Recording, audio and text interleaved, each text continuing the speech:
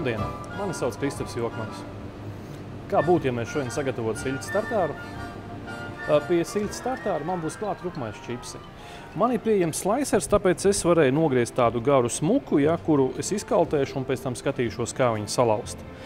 Bet mājās, kur man tāda slicera nav, es maizi vienkārši grieztu ar nazi plānās šķēlītēs tādā veidā. Tagad es likšu krāsnī uz kaut kādām minūtēm 4–5, lai viņš izžūst, un tad es varēšu viņu darbot. Nu ko, kapāsim tagad siļķi.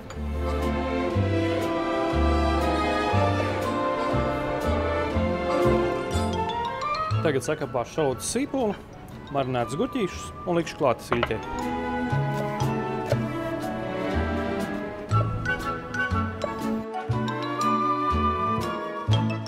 Tā, šeit man ir kapāta pētersīļi, vēl es piekapāšu klāt arī lociņus un arī likšu klāt pie siļķes. Siļķei klāt pieliesim nedaudz eļļu, bet neņemsim olīveļu, paņemsim parasto augu. Viņai būs mazāk izteikta piegarša un nu jau visu kārtīgi samaisam. Tagad uztaisīsim bez čaumals vārītu olu, kas ir vajadzīgs tam. Ūdens, bārošs, etiķis un sāls. Baram sāli un lejam etiķi. Etiķi vajag ieliet tik daudz, lai ūdens garša paliek skābena. Iegriežam ūdeni tādā virpulī.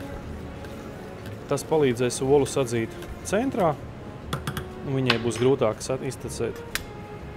Un uzmanīgi pie pašas ūdens virsmas laižam iekšā oliņu. Šeit man ir vārīta biete, griežu viņu plānās šķelītēs un kārtošu uz šķīvja. Tagad caur metāla formiņu likšu siļķes tartāru.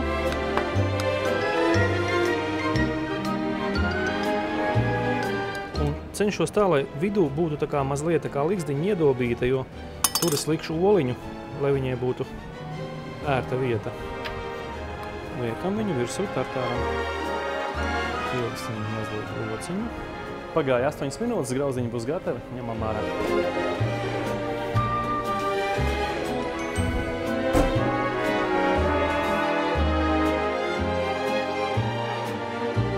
Siļķes tartārs ar bez čaumals vārītu olu ir gatavs.